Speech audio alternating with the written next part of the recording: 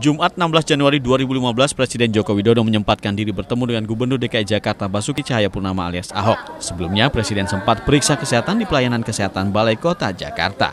Ini adalah pertemuan kedua Jokowi dan Ahok di Balai Kota setelah Joko Widodo menjadi Presiden dan Basuki Cahayapurnama menjabat Gubernur DKI Jakarta. Presiden Jokowi mengaku hanya membahas perubahan ruangan Gubernur Jakarta yang baru.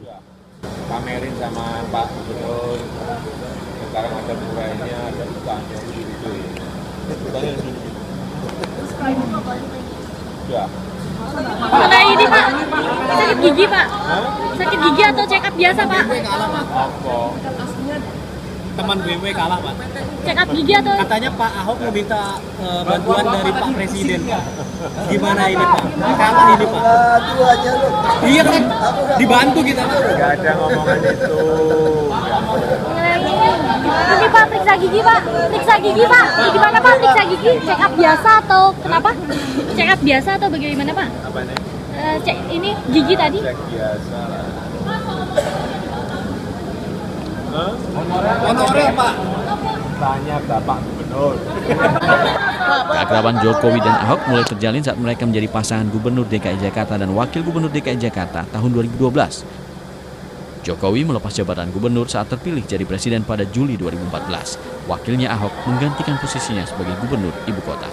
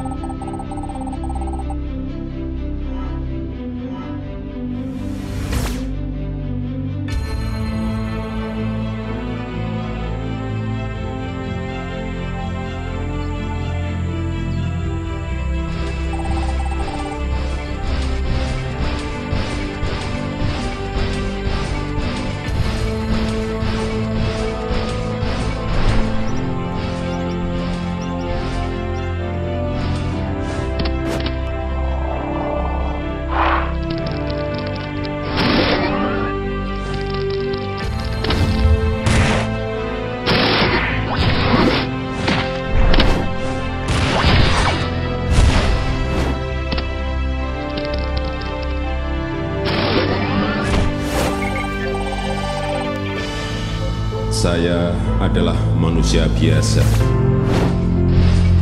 Saya tidak sempurna. Sebagai manusia biasa, saya tidak luput dari kekurangan dan kesalahan. Hanya kebahagiaanku ialah dalam mengabdi kepada Tuhan, kepada tanah air, kepada bangsa. Itulah dedication of life-ku. Jiwa pengabdian inilah yang menjadi falsafah hidupku, dan mati serta menjadi bekal hidup dalam seluruh gerak hidupku. Tanpa jiwa pengabdian ini, saya bukan apa-apa. Akan tetapi dengan jiwa pengabdian ini, saya merasakan hidupku bahagia dan manfaat.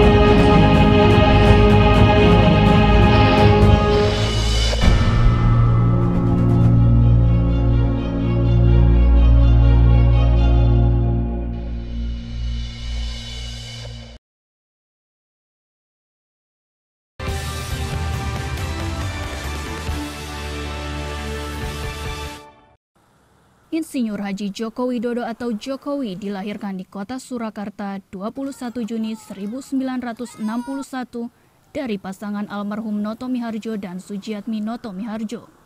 Jokowi tidak menunjukkan keistimewaan ketika kecil. Apa ya, enggak ada istimewa juga. Kalau sesudah itu masuk SMA itu dia bisa juara kelas, juara sekolahan.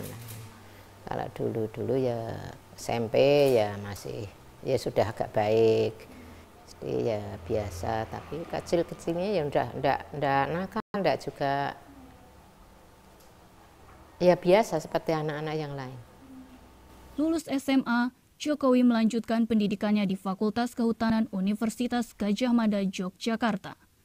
Menamatkan kuliahnya pada 1985, Jokowi lantas bekerja di salah satu badan usaha milik negara di bidang perkayuan dan ditempatkan di Aceh. 1,5 tahun kemudian, Jokowi memutuskan pulang kampung ke Solo dan bergabung dengan perusahaan mebel milik Pak D-nya.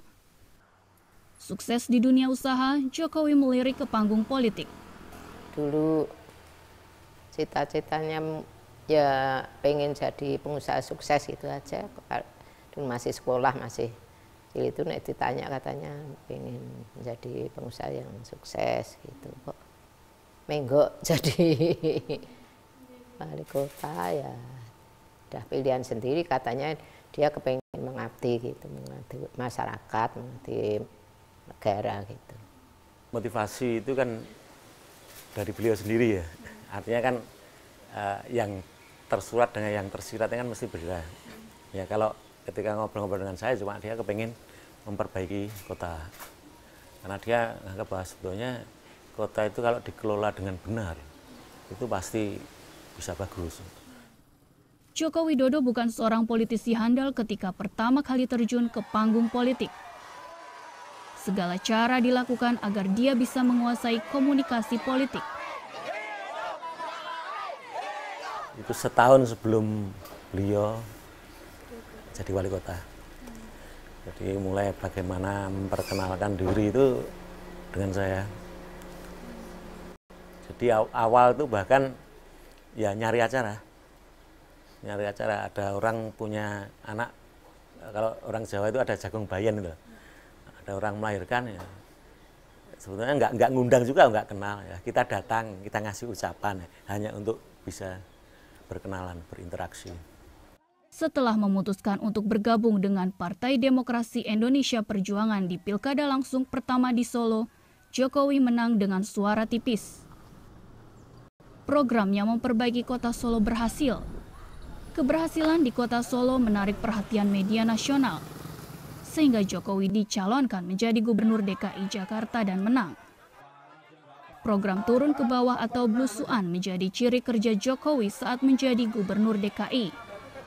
Berbekal program pro-rakyat seperti swasembada pangan melalui penciptaan lahan pertanian baru serta kejujuran, Jokowi ditetapkan sebagai pemenang pemilihan presiden 2014. Kemenangan ini adalah kemenangan seluruh rakyat Indonesia.